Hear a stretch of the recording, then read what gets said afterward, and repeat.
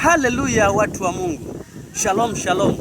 Leo nina habari njema mpendwa, ambaye unapitia katika tatizo fulani au changamoto fulani.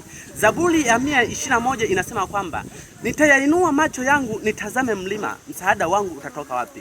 Ndiyo unapitia changamoto katika masomo, ndiyo unapitia changamoto katika familia yako, ndiyo unapitia changamoto ya ugonjwa lakini umekosa msaada, ndiyo umeendea ndugu zako na jamaa zako wamekukataa, lakini tatizo lako litatokaje katika maisha yako?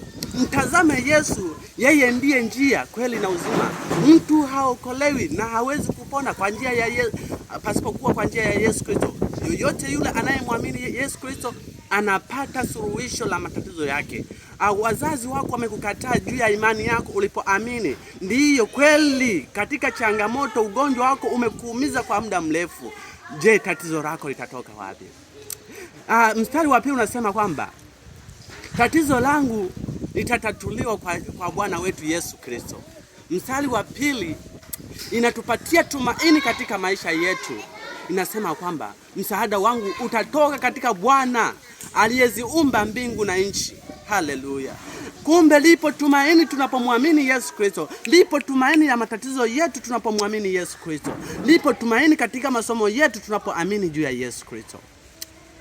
Yesu anatuambia katika kile kitabu cha Yeremia sura ya 33 ule mstari wa 3, niite nami nitakuitikia, nami nitakuonyesha mambo makubwa na magumu usiyoyajua. Yesu anasema tumuite, ndiyo katika changamoto atatuonyesha mambo makubwa na magumu tusiyoyajua. Yoyote atakayeita, atakayeomba kwa jina la Yesu, na yeye atapata neema, yeye atapata majibu katika maisha yake. Mungu akubariki, Mungu akutie nguvu unapofanya maamuzi ya kumkiri Yesu Kristo, unapofanya maamuzi ya kumuita Yesu Kristo katika maisha yako. Mungu akutie nguvu sana. Mungu unaposikiliza ujumbe huu ukakubadilishe, ukaamini juu ya Yesu Kristo peke yake. Mungu akubariki sana mpendwa.